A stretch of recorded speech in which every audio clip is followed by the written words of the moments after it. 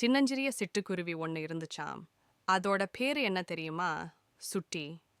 அந்த சுட்டிக்குருவி ஒரு பெரிய மாமரத்துல அழகா கூடு கட்டி சந்தோஷமா வாழ்ந்து வந்துச்சு. சுட்டியோட கூட பிறந்த அண்ணனும் தங்கச்சியும் ரொம்ப சுறுசுறுப்பா பறந்து விளையாடுவாங்க. வானத்துல அவங்க பறக்கிறத பார்க்கறதுக்கு சுட்டிக்கு ரொம்ப ஆசையா இருக்கும். ஆனா சுட்டிக்கு மட்டும் பறக்கிறதுனா ரொம்ப பயம். சுட்டி, நீயும் வா பறக்கலன்னு அவங்க அம்மா அப்பாவும் எவ்வளவோ கூப்பிட்டு பார்த்தாங்க. கொஞ்சம் முயற்சி பண்ணு சுட்டி அன்பா சொன்னாங்க. ஆனாலும் சுட்டிக்கு தன்னோட கூட்டை விட்டு வெளியில வர்றதுக்கு ரொம்ப பயமா இருந்துச்சு. ஒரு நாள் மெதுவா இதமா ஒரு காத்து வீசுச்சு. அந்த காத்துல சுட்டியோட கூடு லேசா ஆடுச்சு. திடீர்னு சுட்டி தன்னோட பிடிய கொஞ்சம் தளர்த்துருச்சு. அடுத்த நொடியே என்ன ஆச்சு தெரியுமா? சுட்டி தன்னோட கூட்டுல இருந்து தவறி கீழே விழ ஆரம்பிச்சுது.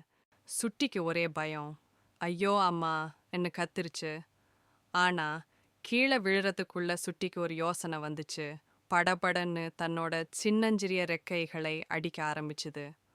ஆச்சரியம், சுட்டி பறக்க ஆரம்பிச்சிடுச்சு.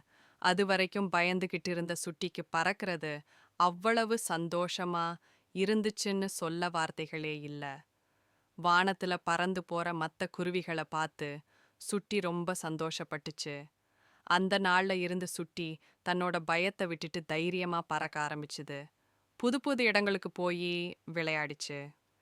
இந்த கதையில இருந்து நாம என்ன தெரிஞ்சுக்கிறோம்னா, சில சமயங்கள்ல நமக்கு பயமா இருக்கிற விஷயங்களை முயற்சி பண்ணி பார்க்கணும்.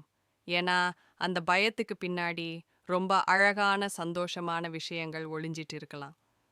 தைரியமா ஒரு அடி எடுத்து வச்சா புது உலகமே நமக்கு திறக்கலாம் குழந்தைகளா.